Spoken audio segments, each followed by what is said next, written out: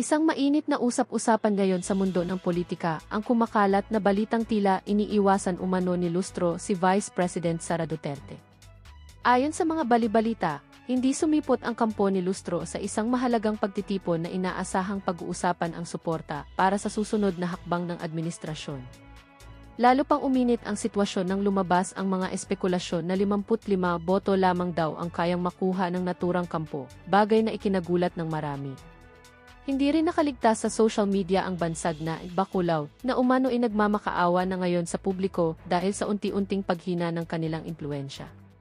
Marami ang nagtatanong, ito na nga ba ang simula ng pagkakabaha-bahagi ng mga alyansa? Sa gitna ng tensyong ito, nananatiling tahimik ang opisina ng pangalawang pangulo, habang ang mga netizens ay kanya-kanya ng hula kung sino nga ba ang tinutukoy na Bacolao at bakit tila nagkakagulo ang kanilang hanay. Abangan ang susunod na kabanata sa gumugulong na dramang ito sa politika.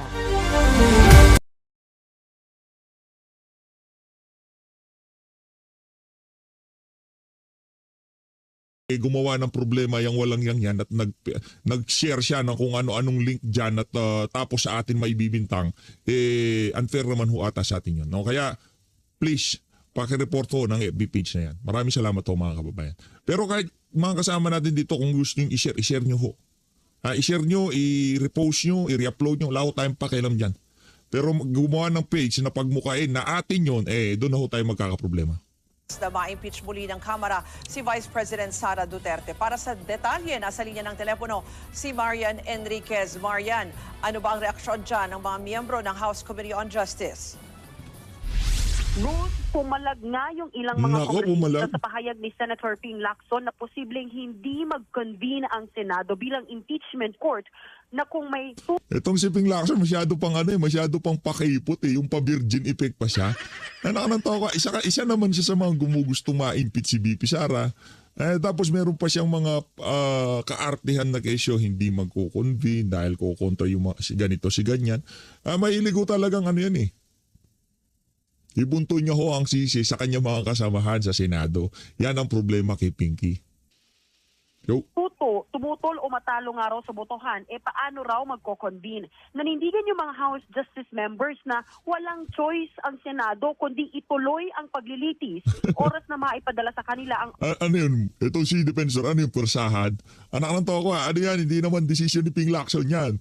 Pagka napagkasunduhan ng miyembro ng Senado, mga senador, na hindi mag-convene, wala namang magagawa si Senate President. Isang boto lang naman siya. Pagka kasi nagtalo-talo sila dyan at umabot dun sa, hindi tayo umaabot kung sana, pagbotohan na lang natin to. Yung mga sang-ayon na mag-convene, magtaas ng kamay. Yung mga hindi sang-ayon, magtaas ng kamay. Tapos yung usapan. At walang magagawa yung mga congressman doon. Pagka umabot yung umabot sa punto na ayaw mag-convene na Senado, sa ano pa mga kadahilanan. Articles of impeachment laban kay Vice President Sara Duterte ni hindi nga raw ito dapat pagbotohan. Tutol din si ML Party List Representative Leila De Lima sa mga naging pahayag ni Lacson. Posibleng malabag nga raw ng Senado ang saligang batas kung itutuloy ang kanilang paniniwala na magbobotohan at pipigilan ang trial. Malinaw naman daw kasi ang nakasaad sa konstitusyon na oras na may 1/3 ng mga kongresista ang bumotong i-impeach ang isang opisyal at may articles of impeachment na dapat umpisahan ng Senado ang paglilitis forthwith o immediately. At sang-ayon nga sila dun sa dissenting opinion ni Senior Associate Justice Marvic Leonen tungkol dito na dapat wala nang pag-antala. Pakinggan po natin yung mga pahayag ni ML Party List Representative De Lima at Senior Deputy Majority Leader Defensor. Yan. Constitutional duty. Constitutional. Bungat pa lang nitong si Defensor, inuurat na ho niya itong si Ping Lacson. Wala. Itong si Ping, di na ho siya nakontento kay Senator Rodante Marcoleta. Di na ho siya nakontento na kaalitan niya lang yung mga kasama niya sa Senado. Dapat sa House of Representatives, meron din siyang kakontrahan. Walang nakalagay na kahit anong kondisyon sa ating konstitusyon. Mali yung ginawa last time ng Senado. Hanggang ngayon, paninindigan kong mali na in-archive nila kasi hindi option yon under the Constitution. Imperative constitutional process. The Constitution, the language of the Constitution says shall. Hindi ito may, hindi sinabi ng Senate. The Senate may convene as an impeachment court once the articles of impeachment is transmitted. They have no choice but to convene. once the process is set in motion. And the very process that sets it in motion Ruth, samantala, nagpulong na rin ngayong araw yung ilang miyembro ng House Justice Committee para nga doon sa sponsorship ng committee report, resolution at articles of impeachment laban sa bise. Si Chairperson Jervy Luistro yung sasalang sa plenaryo para mag-sponsor at magdepensa ng mga nais tumayong mag-interpolate sa impeachment proceedings. Mangyayari po ito sa Lunes, May 11. At sa Lunes na rin, inaasahang magbobotohan yung mga kongresista kung i-impeach si VP Sara. Kung aaprubahan na ng Abangan ho natin, balita natin, marami daw hong absent dyan sa plenaryo sa Lunes, ha? Yung iba iwas pusoy, di ba? Pwedeng nagkasakit o kung ano pa mga kadahilanan, hindi sila dumalo dyan sa plenary session na yan. Sa tingin natin, hindi naman ho, alam na, ano na yun, kumbaga, naiintindihan na ng sambayan ng Pilipino na yung kung sino man ang absent sa Lunes, hindi ho sila paborable. At malamang sa malamang, kumonsulta sila sa kanilang mga constituent at ang kanilang nakuha sagot, dapat hindi ma-impeach si VP Sara. Simple lang yan.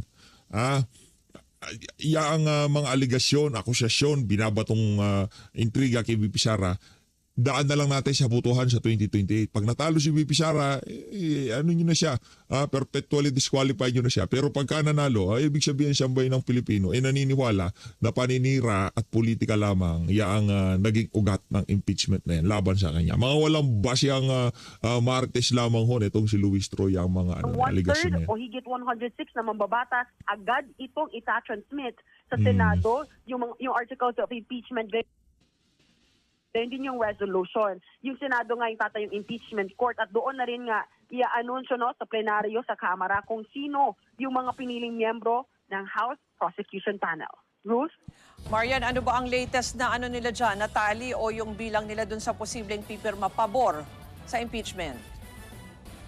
Ruth, ayun nga, kaya Bicol Toro Party List Representative Terry Ridon, base dun sa kanilang mga konsultasyon, umabot na raw sa 215 Nako, ang dami na. 215 na mga kongresista yung bobotong i-impeach si VP Sara. Matatandaan mo, Ruth, 215 din yung opisyal na numero na pumirma doon sa Articles of Impeachment. Noong nakaraang taon po yan, noong February 2025, 19th Congress nang impeach si VP Sara dito sa Kamara.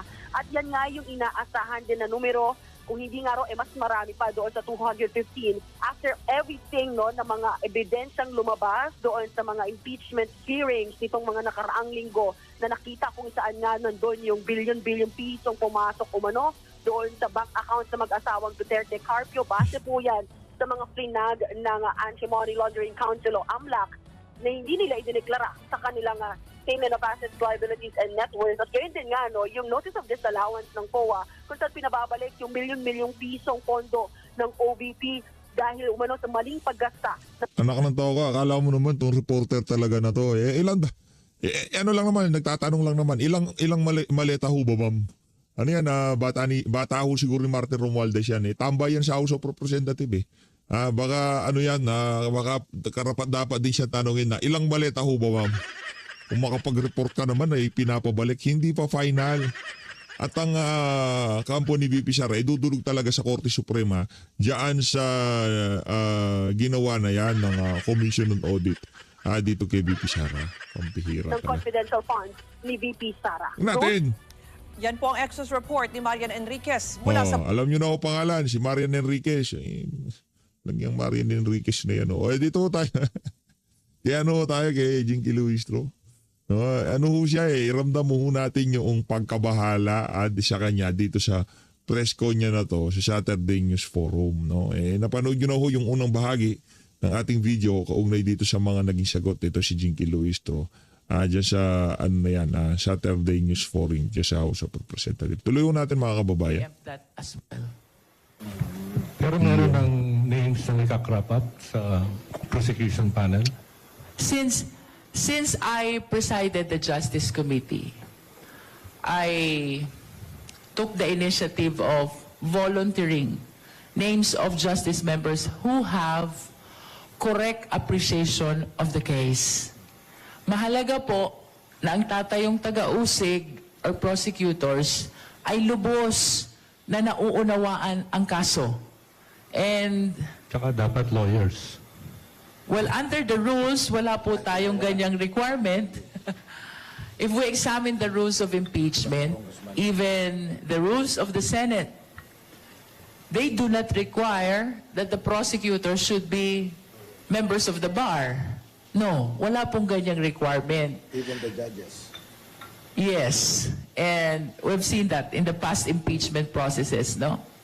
Kaya lang, since alam po natin that ang pupuntahan nito ay trial, I think it is a reasonable position to say na between a lawyer and a non-lawyer, lawyers have better appreciation of these impeachment complaints. Mama, ang question ko po sa inyo, kayo quote-unquote, magbebenta ng articles of impeachment. Ayaw pala gamit salita magbebenta. Kayo ang magtutulak, magpupursige na ma-approve sa plenary.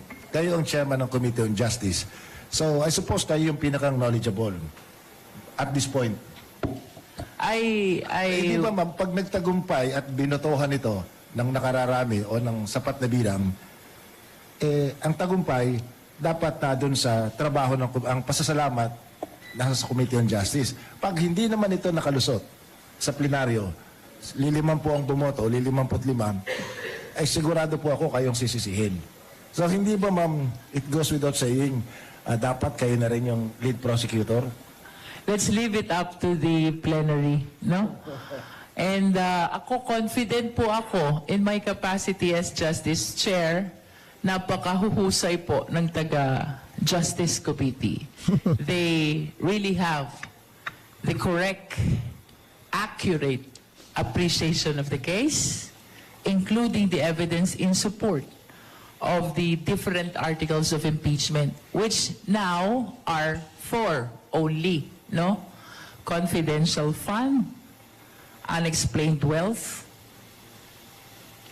bribery, threat. That's how we consolidated the different grounds of impeachment, no? And to conclude my point, regardless of what will happen in the plenary vote, I can honestly say that I am very much thankful to all the justice members for the job well done. I commend them for their appreciation, the correct appreciation of the case which I observed since day one until we voted on the approval of the committee report. Perhaps some may not be observing, ang chairman po ng Justice Committee, I never voted in the so many concerns that we voted on in the Justice Committee, no? I was just observing how the justice members vote. And indeed, I do commend them for their correct appreciation of everything that we resolved before the Justice Committee. Ang daming beses po nilang bumoto. One is on the form, next is on substance, third is on the ground, and fourth is on probable cause. And I really commend how they appreciated both the arguments and the evidence which guided them in voting on these 4 important questions before the Justice Committee. Ano yung magiging role ng private prosecutors as compared to yung prosecutors ng Justice Committee? Well, just on the assumption na makalusot po ito sa plenary, no? Because this is my first time also to participate in an impeachment, if ever, in the trial. Ang nakikita ko po sa ordinary criminal case hearing, the private prosecutor must always be under the control and supervision of the public prosecutor, which means that the public prosecutors should always be the lead, and the private prosecutors can assist. We checked also what happened during the Corona impeachment. Ang sabi ni then presiding officer, JPE, Juan Ponce Enrile, yung mga parliamentary concerns must be done by the public prosecutors. But the private prosecutors can participate both in the direct and in the cross-examination. Ma'am, yung Senado, for lack of better term, ay kilalang kuta ng mga masugid taga-suporta ng pangalawang Pangulo. Do you think when the trial starts, Ito naman si Kuya, kung makapagsabi ng kuta, kilalang kuta, pambihira ka naman. Oh. Baluarte na lang. Ang daming yung kanina, taga-benta. Ngayon naman, ikaw naman kuta. Pambihira, kaya siguro hindi sumisika yung Saturday News Forum na yan dahil sa mga nagtatanong na to. dadalo ang pangalawang Pangulo dito, bagay na hindi niya ginawa sa kabila ng napakaraming imbitasyon ng inyong komite? I wish to believe na dadating ang Vice Presidente. Why? Not only because of what you said na ito yung kuta ng mga kakampi, no? But because this is her last opportunity to present her evidence. And if she will be missing this opportunity, then we have reason to be... Ang dating parang concern to si Bacolod dito kay VP Sara. Kaya kumuha siya ng abogado niya eh. Pero kung ang rules ginawa niyong makakapag-cross-examine dyan pa lang sa pagdetermina ng probable cause yung mga abogado ni VP Sara, tatalo siya dyan. Kaso alam niya na magiging one-sided yan, kaya hindi na siya dumalo. Believe na baka nga mag-result ito sa conviction. I think she should participate fully this time to be able to present her evidence, counter the evidence of the prosecution, dahil wala pa naman pong judgment. This trial may result to conviction, but it may also result to acquittal, depending on the evidence which will be presented. No, depende yan kung magkano ang perang paparada sa Senado. Ito naman si Bacolod. By the defense. Ang dating kasi parang lagi ho tayong bago dito sa mga ganitong klaseng proseso. Kay Corona, tag 50 milyones kada senador. Dito kay VP Sara, mababaho ang 2 maleta, 3 maleta dyan kada senador pag nagkataon. No?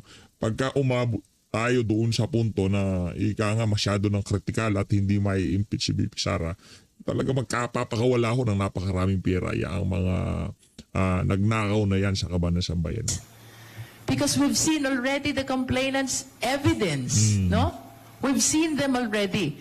They were enough to sustain probable cause, but as to whether they are enough to sustain conviction, it depends on the defense evidence which will be presented. Pero kung hindi maglalatag ng ebidensya ang depensa,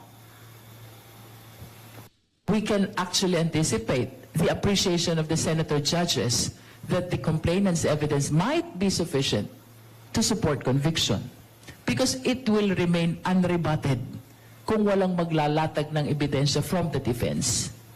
Napakahirap po nun. Kahit po sa ordinary court proceeding, pag naglatag ng ebidensya ang complainant, walang nilatag ang depensa, yun pong ebidensya ng complainant, we consider it unrebutted, unquestioned, no? In which case, there's a big chance of appreciation by whoever will resolve the case. Ma'am, all the charges leveled against the Vice President are now in the open. Gusto lang namin kunin yung opinion nyo bilang isang batikan at hinahangaan na manananggol. What could be her strongest defense at this point?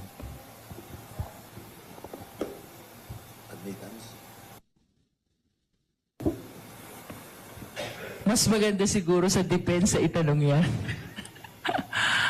To be very honest with you, I'm totally clueless. And even if I put myself in the shoes of the defense, I would really find it very difficult how to establish my defense.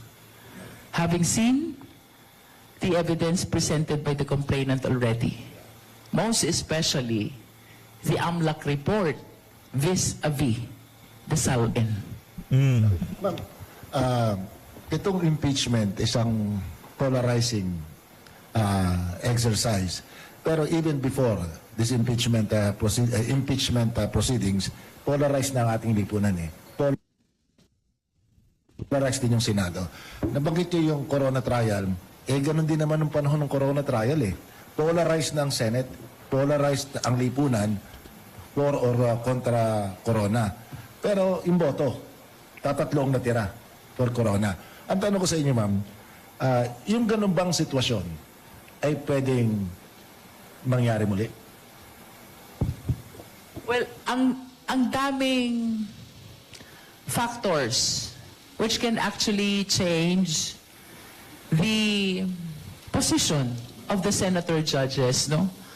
Well, in fact, medyo unfair nga na parang piniprejudge na natin yung position ng mga senator judges. As you can see, none of them is commenting on the merits of the impeachment complaint, on the articles of impeachment rather, because they are very much conscious that as senator judges, they need to be impartial, they need to be independent. And that is why, apart from political affiliation, the prosecution really have this huge task of presenting the evidence very well, no? Because even if your political affiliation is with the Vice President, if the evidence is so overwhelming that even the general public is already supportive of conviction. Paano supportive o conviction? Nakamanto ko. Nilatag yun ang at lahat-lahat. Number 1 pa rin siya sa pagiging kandidato niya sa 2020 presidential election. Ito, ang problema dito, alam mo ng kalokohan na yan ang problema sa mga sa mga ibang mga congressman ngayong mga panahon na ito. Sa sobrang pagkahumaling ho nila sa paninira kay VP Sara, kahit alam na nilang kasinungalingan na sinasabi nila, pinapalabas ho nila, pati sila naniniwala sa mga sinasabi nila. Ganun ko sila kalabo. How can an ally of the Vice President vote against conviction? If it is seen by the general public, it might cause his own political interest. That's why evidence is very important. Yan. Alam po natin na merong existing political affiliation ang ating mga senador. But I am confident that they will be very, very cautious in casting their vote, in deciding on the impeachment, depending on the strength of the evidence which will be presented. Because at the end of the day, sila kasama sa huhusgahan. If they vote against the evidence, and the evidence is so overwhelming, it might cost their political interest. So ma'am, we are hoping for enlightened Pambihira, bago mo sabihan na delikado ang kanilang mga political career sa pagboto ng acquittal kay VP Sara, siguraduhin nyo muna na meron kayong makukuhang boto sa Lunes, diyan sa impeachment na yan, dito kay VP Sara, diyan sa House of Representatives. Ang problema kasi dito, pumupunta na tayo sa Senado, gayong hindi pa tayo tapos diyan sa House of Representatives. Siguraduhin nyo muna na merong sapat na boto sa Lunes. Okay? interest ng mga senator judges? I think so. I think so. Just like the members of the House, no? That's how I appreciate it, no? Co-consider nila yung evidence, co-consider nila yung political affiliation, but at the end of the day, ang mananaig sa kanila, the best interest of the Filipino people. Yeah. Which means that kung ano ang matimbang sa sambayan ng Pilipino, I think they will go for that. Kung magkaroon na unexpected turn of events na merong mag-move sa ilang senators na i-stop yung trial, what can they do? Dapat may basis. run to the Supreme Court, gano'n? Well, we do not want to anticipate a situation na just because of political affiliation, they will be moving to stop the impeachment trial. They will be moving not to convene the impeachment court. Dapat may basis. As a matter of fact, we should remember there are, I think, 4 petitions pending before the Supreme Court. All of them are questioning the constitutionality of the proceeding before the House. But to this date, wala naman pong TRO. Wala naman pong injunction. Which means so far, they have not seen any violation of the rules, the Constitution, and the decisions of the Supreme Court in as far as impeachment process is concerned. No? So I hope that the senators will be mindful of the importance of this political exercise. As a matter of fact, there's a specific article in the Constitution dedicated for impeachment. Yan. So, the decision of whether to stop or not should not be based solely on political affiliation. Let the people hear. Ano bang dahilan? Bakit gusto mo itong ipatigil? May question ka ba ng unconstitutionality? Are you mindful that there are petitions already pending before the Supreme Court? In the absence of reason, sufficient basis for a motion to stop convening the impeachment court, baka, kagaya ng sinabi ko kanina, it might cost the political interest of the senator already. Because I think survey now about having the impeachment trial is very much in favor of proceeding to Senate for trial.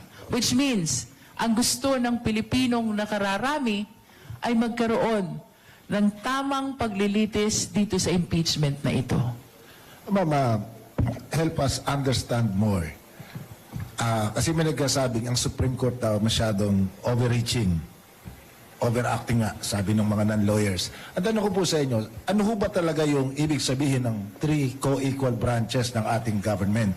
Kung ang Supreme Court ay aakto ng ganun, pinasukan yung usapin ng impeachment, pinatigil ng impeachment, mukhang the gods of Padre Faura must be that supreme. Yung courtesy naman, kung nakabati lang po sa courtesy pagiging co-equal, yung budget ng Supreme Court, kahit alam ninyo, may 20% dyan, bakante yung mga pwesto. And yet, hindi nyo iniisa-isa kung magkano talagang ginagasto sa sweldo. At the end of the fiscal year, dinedeklarang savings, tapos pinaghahati-hatian bilang bonus. Pero hindi ini-scrutinize ng mga kongresistang budget ng Supreme Court in the name of respect and being co-equal. Pero parang hindi yata nare-reciprocate yung equal respect na binabagay. So, ang tanong ko po sa inyo, ano ba talaga pinagbabatayan para maging co-equal? Kasi kung pahintuin ng Supreme Court yan, anong gagawin? Sabi ni Senator Tito Soto, trabaho namin to eh. Imagine yung Senate President, pinagpapaliwanag ng Supreme Court doon sa kanyang comment. Ano naman yun? Ito naman si Shiro. Mag-abogado ka muna. Pambihira naman oo. Ano reciprocal? Ano? Porket hindi ini-scrutinize yung budget ng Korte Suprema, dapat kahit anong kababuyan na gawin ng House of Representatives, okay na. Kahit na yurakan nila yung karapatan ng mga ordinaryong Pilipino o medyo dispalinghado nila na ang kanilang ginagawa dyan sa House of Representatives nang dahil lamang hindi pinapakaila o ini-scrutinize yung budget nila, ganun-ganun na lamang. Hindi naman ho ganun yung kuya. Pambihira naman tong reporter na to. Kung ano man tawag dito sa mama ginawa na niya to. bilang Senate President at bilang Senador. Ma'am, your explanation please.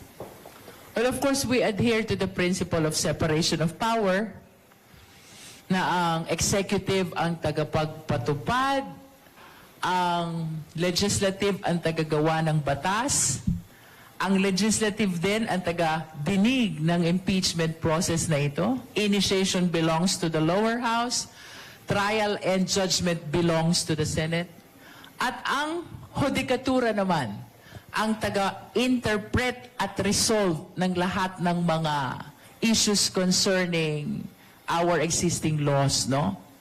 Nevertheless, regardless of our opinion on how the Supreme Court is addressing questions of constitutionality which are being filed before them.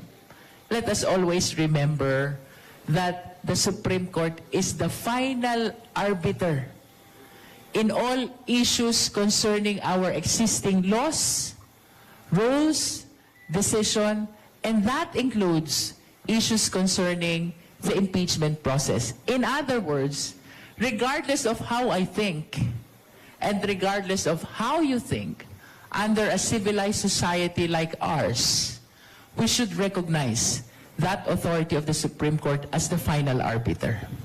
So ma'am, ang impeachment court, dalawang presiding officer. Yung Chief Justice at saka yung Senate President. Pinagpapaliwanag nga nung... The Chief Justice will be the presiding officer if the official being impeached is the President. Yep. But this time, Senate President lang. the Senate President will preside because the impeachable official concerned is the Vice President. So ma'am, may chance bang mangyari yung sinabi ng isang senador, Robin Padilla, sabi niya, tungkulin daw nila sa minorya na umopose, kaya nga daw opposition Exactly yun ang kanyang words na ginamit. Pwede bang mangyari yun na magbutuhan yung senador? Ayaw namin ng impeachment, mas marami kaming umaayaw. Pwede bang mangyari yun? So we respect Senator Robin Padilla, no? But in the absence of reason, of basis, why the impeachment court should... Lahat ng basyan ay nandun. Unang-una sa lahat, kahit isa-isahin natin kung ilan man yung mga articles of impeachment na maipadala sa Senado, kahit tayo ho dito sa PH Update, masasabi ho natin na karamihan o lahat ng mga ipapadala dyan nakabase sa chismis, intriga, at yung iba naman dahil sa maleta. Kung ano man ang maipapadala na articles of impeachment dyan sa Senado. Nakabatay ho yan sa kung gaano kalaki ang pinakawalang pera ng mga individual na gustong ma-impeach si BP Sara. Ganun lang ho kasimple yun. Kaya kung itong si Senator Robin Padilla, nakikita niya talagang lahat mga bagay-bagay dito sa impeachment na to dahil nga nasa opposition sila ano bang pakay nila? Ba't pinag-uusapan ng impeachment na yan? Itong sila Risa Hontiveros, ang gusto nila ma-impeach si BP Sara. Ganon din naman, pagdating dyan sa minority, ang gusto nilang mangyari, magkaroon ng parehas at tamang pagtimbang sa mga ebidensya na ilalatag dyan. Ngayon, kung yun ang kanilang pagbabasihan, doon pa lang ho sa pagpipresenta o pagkuha ng mga dokumento o ebidensya na gagamitin laban dito kay BP Sara. Limbawa na lang yung kay Trillanes. Mantakin niyo ho yung mga kababayan, hindi man lamang tinanong si Trillanes, saan mo galing yung mga ebidensya niya? Hindi man lamang ipinapaliwanag diyan sa AMLAC na ano ba ibig sabihin ng mga numero